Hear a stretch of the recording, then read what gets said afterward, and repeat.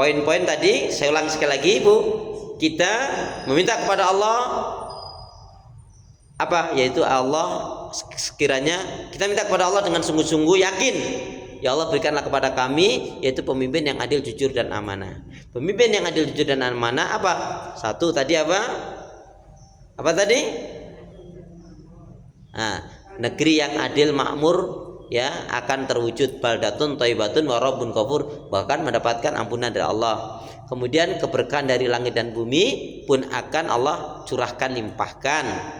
Kemudian yang ketiga, tegaknya aturan syariat Allah ya, bisa diwujudkan, diberlakukan hukum aturan syariat Allah terutama ibadah. Kemudian termasuk yang keempat apa? Penghapusan keburukan-keburukan, pelanggaran-pelanggaran syariat ya, seperti perdukunan ya, perjudian, perzinaan, judi, nah, termasuk di dalamnya, nah, dan lain sebagainya ya. Baik, pemimpin yang dilarang, yang diharamkan kita angkat yang bagaimana?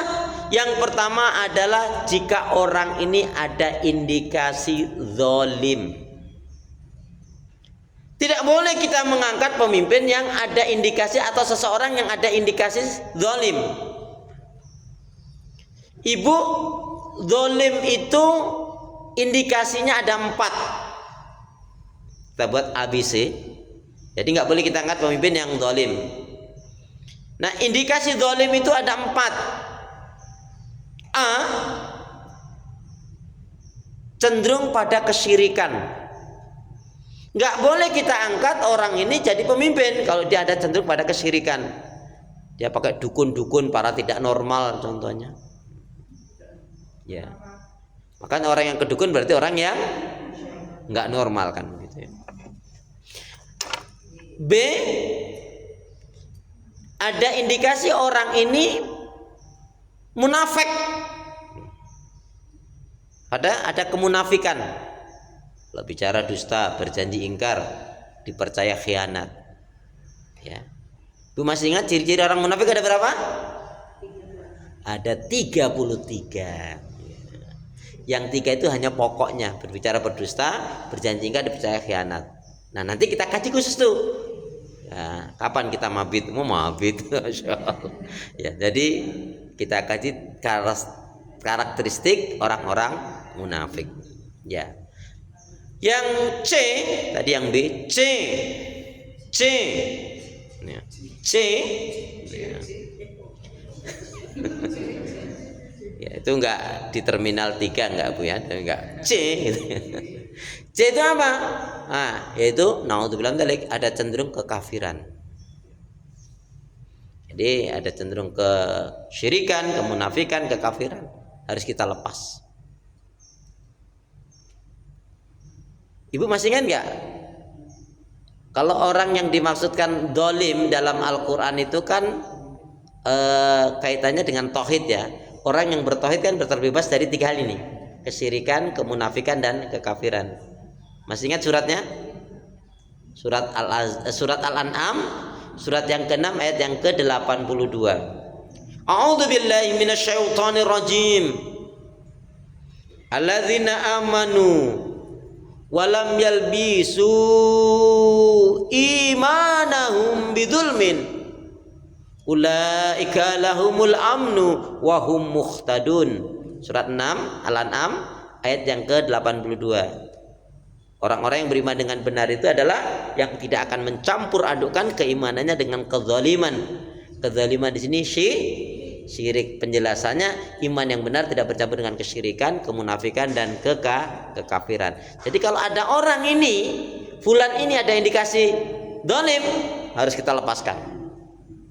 Nah, yang D ya. Yang D apa indikasinya? Orang ini dikatakan zalim, melanggar hukum aturan. Ada nggak kira-kira?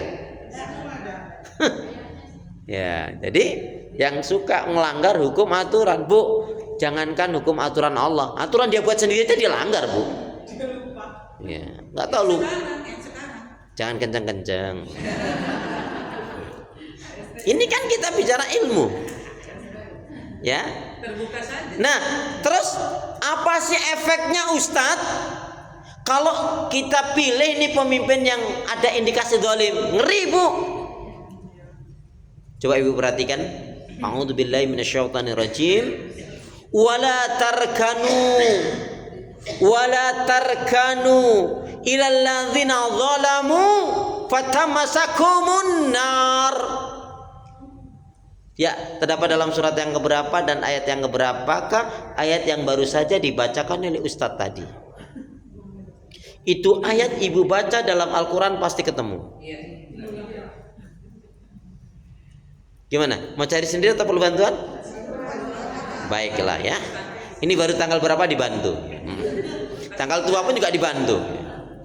Jangankan tanggal-tanggal segini, dibantu.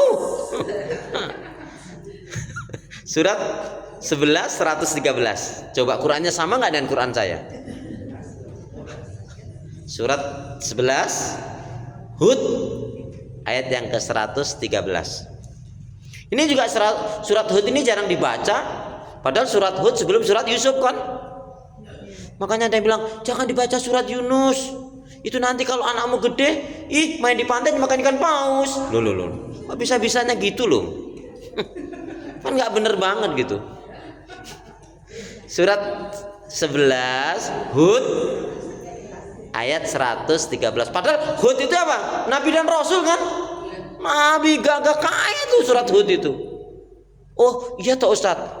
Saya baru tahu, besok tak bacalah sering gitu. Ya. Boleh aja sih. Tapi masalah anaknya nanti ya gimana? Nggak usah kait-kaitkan itu Bu. Pokoknya anak kita yang penting solihah. Ya. Laki perempuan nggak masalah. Yang penting solihah.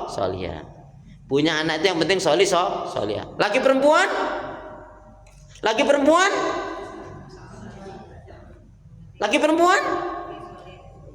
tidak sama. Ya enggak. Loh, emang enggak sama kok. Ya kan? Kekahnya beda, perwaliannya beda, persaksiannya beda, warisnya beda, kelaminnya juga beda. Tanggung jawabnya juga beda. Ya, maka punya anak laki perempuan beda. Sama saja hamba Allah. Loh ya enggak? Sama saja hamba Allah enggak? Wis ra iso. Astagfirullah. Waduh wis digini kan juga. Ya, buat teman. Ayo tadi surat 11 ayat 113 tadi. Siapa yang sudah dapat monggo. Dan janganlah kamu cenderung kepada orang yang zalim, yang menyebabkan kamu disentuh api neraka. Tuh. Sedangkan kamu tidak mempunyai seorang penolong pun